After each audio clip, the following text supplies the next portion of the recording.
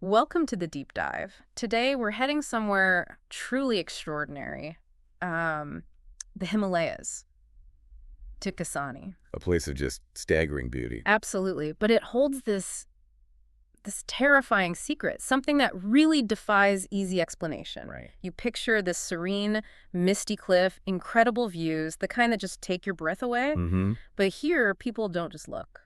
They jump. And that's the disturbing part, isn't it? It really is. They seem to do it willingly, sometimes found with these peaceful smiles, clothes folded neatly right at the edge. Like they were preparing for something calm. Not that. Exactly. It's Yeah. this profound mystery. How does a place so peaceful inspire this strange embrace of death? What is going on there? That's what we're trying to figure out, isn't it? Our mission today is really to dig into the history of this cliff, look at the strange science, maybe, Yeah. and grapple with these chilling personal stories. It gets pretty bizarre. Mm-hmm. We'll also touch on the ancient legends, which offer a whole different, frankly, terrifying perspective. So it's not just one thing. No, definitely not. It's this Yes. complex mix. Yeah. Nature, maybe something hidden in nature, and the human mind, its vulnerabilities. Okay. So let's dive into what some call the deadly lullaby of Kasani. Okay, where does this story even begin? Well, like a lot of these unsettling legends, it starts with tragedy. We're going back to 1942. World War II is raging, Right. and there's this Gurkha soldier, Thavalda Ranjit Singh. He comes home to Kasani, heartbroken. His fiancée, well, she'd married someone else while he was away. Oh, wow. Devastating. Yeah. So he goes to the cliff edge, pouring out his grief, just despairing into the wind. And then And then the wind whispers back, or seems to. A woman's voice. Soft, comforting, apparently. a voice. What did it say? It supposedly offered this impossible comfort. It said, "Jump, brave one. I will catch you and you'll never hurt again." That's incredibly chilling, especially knowing what happened. Exactly. What happened next really cemented the legend. His body was found, get this, 3 kilometers below the cliff. 3 kilometers, that's a huge distance. It is. But the really unnerving part, his face, frozen in this serene smile, a look of peace Okay, that's deeply strange. on his uniform, found perfectly folded at the cliff edge. His boots were pointing out towards the valley, Like he just stepped off. precisely, as if he floated willingly into the void. No sign of a struggle, no hesitation, Total acceptance. total acceptance. That lack of resistance is key. It's like he was welcomed. And his wasn't the only case, tragically. No, not by a long shot. His story was just the first note in this grim chorus. Since 1942, the number is over 127 people 127 from that exact same spot. from that exact spot. The consistency is terrifying. Now, most don't survive the fall, obviously. But there are survivors. 3 known survivors, yeah. And their accounts, they share some really disturbing similarities. Like what? They all describe the voice. They say it's genderless somehow, very soothing. Okay. And, maybe the creepiest part, it knew their names. It knew their names. How? That's the question, isn't it? And it gets more personal, more manipulative. Manipulative how? The survivors report the voice often mimics someone they loved and lost. A dead mother, Right. a lover who's gone. It targets that specific grief. Wow. That's cruel. Deeply cruel. And the offer is always variations on the same theme. Let me catch you. You'll fly before you fall. You'll fly before you fall. Yeah, and this ties back to the bodies, you see. None show defensive wounds, no signs of trying to break their fall. Their arm. Outstretched, often found outstretched, as if reaching to embrace something. So it's not just gravity, it's an invitation. It- Psychological trap. That's what it seems like, a profound manipulation. So, faced with all this weirdness, did anyone try to find a rational explanation? Did science step in? Oh, absolutely. Yeah. You couldn't have something like this happening for decades without scientists getting involved.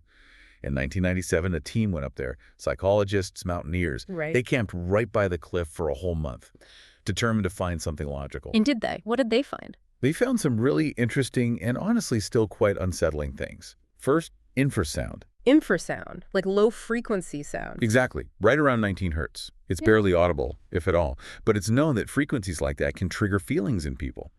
Dread, anxiety, sometimes even euphoria. Without them knowing why. Precisely. It can even affect vision, apparently.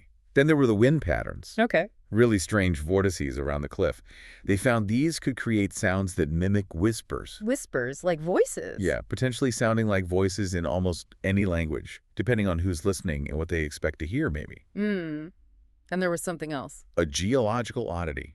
The rock itself contains magnetite. Magnetite. That's magnetic, right? Highly magnetic. And the theory is strong magnetic fields could potentially interfere with the brain's electrical activity, disrupt chemistry, cause disorientation. So you've got infrasound causing weird feelings, wind sounding like voices, and magnetism potentially messing with your brain chemistry. All converging in one specific spot. It's like a natural, perfect storm for disorientation and suggestion, a convergence of invisible forces. That's quite a set of explanations. But what about the lead researcher on that team, Dr. Iyer? His story didn't end well, did it? No, he didn't. After weeks of studying this place, he wrote this final, really chilling note. What did it say? It's not a ghost. It's the mountain itself singing us to death. The mountain itself, and then? He vanished. The very next night, his climbing rope, found cut cleanly at the cliff edge. Not frayed, not broken, cut. Cut. And his journal was open to a sketch he'd made. A sketch of what? A woman with no face, arms outstretched. Just like the victims. It really makes you wonder, doesn't it? If it's more than just infrasound and wind, if the mountain, like you said, has some kind of active influence, something that protects its secrets. Okay, so the science offers possibilities, but then Iyer's fate and these survivor stories, they push back against simple explanations. They really do. Because how does infrasound mimic your dead sister's voice specifically? How does wind create the smell of your grandmother's kitchen? Right. Let's talk about the survivors. You said there were 3. This is where it gets really interesting, perhaps the most terrifying part. Definitely. Their experiences are just hard to process. Take Rahul Mehta. This was 2005. Okay. He heard his deceased sister's voice, clear as day, calling him. He insists he was physically lifted. Lifted? By what? Invisible hands, he claims.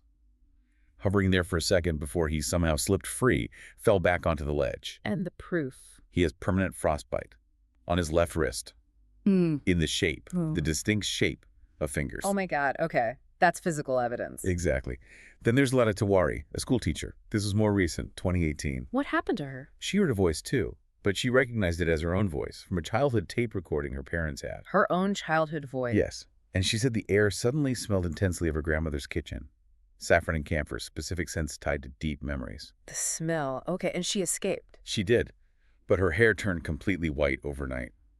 The shock, presumably. Understandable. And the 3rd survivor? Major Vikram Joshi, a military man, 2021. Hardened officer, not easily spooked. Right. He heard the voice, but he reacted differently. He pulled out his service pistol and fired at it. Did he hit anything? Nothing. Bullets went right through whatever it was. And the voice, it just laughed. Laughed. Yeah. Simultaneously, in Hindi and English, he said. Hindi and English at the same time. That's his account. Now, he wears noise-canceling headphones 24/7. Constantly trying to block it out. Constantly. So you have these accounts, physical interaction, personalized voices, specific smells, defying bullets. It really forces you to ask, what are these people encountering? It doesn't neatly fit the scientific box. Oh, it really doesn't. So if science struggles to fully explain it, what about older views? Is there any local lore about this place? Oh, absolutely. And it's just as chilling, if not more so. There's an old palm leaf manuscript kept in a nearby temple. Okay. What does it say? It describes the cliff very specifically, calls it the doorway of Himrichaya, where Shiva tests the willing. Mrityunjaya is an aspect of Shiva, the conqueror of death. The doorway where Shiva tests the willing. So it implies choice. It does, but then it gets darker. The manuscript claims that those who jump, they aren't truly dead. Not dead. Then what are they? They walk the valley below as boots with wings. Restless spirits, essentially, forever trying to climb back up the cliff they jumped from. Spirits trying to climb back. That's wow. Does that connect to anything people see today? Well, think about it. Locals have long said that no birds nest near that cliff. They avoid it. Okay. And there are these recurring reports, usually at night, of shadowy figures seen crawling up the sheer rock face. An impossible climb. Shadowy figures climbing, like the spirits in the manuscript. It fits the description, doesn't it? And then there's the singing. Singing. After the monsoon, sometimes, people report hearing this strange singing drifting up from the valley below the cliff. Not just wind, they insist. Hundreds of voices. Harmonizing. Hundreds of voices. The boots with wings, maybe? A choir of the lost? It's a terrifying thought, isn't it? This ancient lore provides a completely different framework. Maybe the science, the infrasound, the wind isn't the cause, but maybe just the tools this older force uses, blurring that line between myth and a very scary reality. Okay, this place sounds genuinely terrifying. Whether it's infrasound, magnetism, or winged spirits, it's dangerous. So if someone found themselves near there, what should they do? Or maybe more importantly, what should they not do? That's crucial. And the local wisdom, born from generations living near this phenomenon, is very specific, almost ritualistic. Okay, let's hear the DOs first. What should you do? First, DO, wear earmuffs or earplugs. Anything to block or disrupt sound. The thinking is it interferes with the infrasound or maybe just the voice itself. Okay, earmuffs. What else? DO, chew spicy food. Keep something really pungent, like strong chilies or ginger, and chew it vigorously if you feel strange or hear anything. Spicy food. The idea is to overstimulate your brain. Strong flavors, that burning sensation, it might break the hypnotic focus, ground you in the physical. Interesting. Okay, one more DO. Carry a mirror, a simple small mirror. A mirror. Yeah. The local lore says the voice or whatever is behind it hates seeing itself, hates reflection. Maybe because it reflects its non-physical nature or its deception. Earmuffs, spicy food, mirror. Got it. Now, the donuts. These sound important. Critically important. First, don't go near the cliff if you've recently suffered a personal loss. Grief makes you vulnerable. Because the voice targets that. Exactly.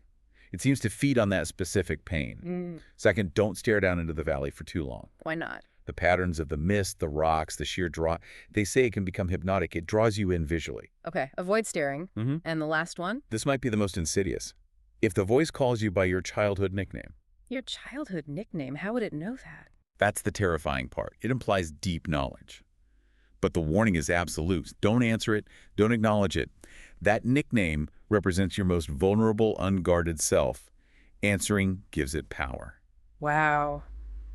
Those are incredibly specific warnings. Don't go if grieving, don't stare, don't answer to your nickname. They treat it with that level of seriousness. These aren't just casual tips. Clearly not. So we've covered the history, the science, the survivors, the lore, the warnings. Where does that leave us now? Is this phenomenon changing? That's perhaps the most unsettling part. It seems it is. The choir, as you called it, seems to be growing and adapting, evolving. Evolving how? Well, in 2023, some drone footage surfaced. Yeah. It allegedly showed these figures, indistinct but humanoid, standing And where? midair, below the cliff edge, just suspended there. Okay, that's new and deeply weird. What else? In 2024, reports started coming in that the voice, it started using modern slang. Slang like what? Trekkers reported hearing things like, just yeet yourself, bro. Seriously, get yourself. Yeah. Like this ancient horror is picking up modern internet slang for jump. It's macabre. That's incredibly bizarre. It's learning, adapting. It seems that way. And maybe the most chilling recent incident involved a trekker's smartwatch. A smartwatch? What happened? It logged the fall. A 200-meter plunge, unmistakable. The kind nobody survives. Right. But then, the watch continued to log the heartbeat for 3 more hours. 3 hours after a 200-meter fall? How is that possible? It shouldn't be. It blurs the lines completely, doesn't it? Between life, death, whatever exists in that valley. The mountain or whatever is there seems to be getting stranger, more complex. A truly terrifying thought, that it's not static but actively changing. So the final warning then, if you're near Kasani's cliff. And you hear singing. Sing it. Singing that sounds exactly like your mother's lullabies. The specific one she sang only to you. Plug your ears. Plug your ears with wax if you have to. Because as the locals have always warned, the mountain always hits the right note. Kasani's cliff. It really is one of those places, isn't it? Where science tries to explain, legends whisper warnings, and something truly inexplicable just endures. It leaves you grappling with huge questions. What does this place tell us about the power of nature? The hidden forces. And about our own minds, how fragile they can be. Exactly. And that thin veil between our reality and something else. Something maybe ancient, maybe terrifying. What does it truly mean when the earth itself seems to sing you to your death? A question to ponder. Thank you for joining us on this deep dive into one of the world's most unsettling mysteries. Until next time, stay curious. And stay safe.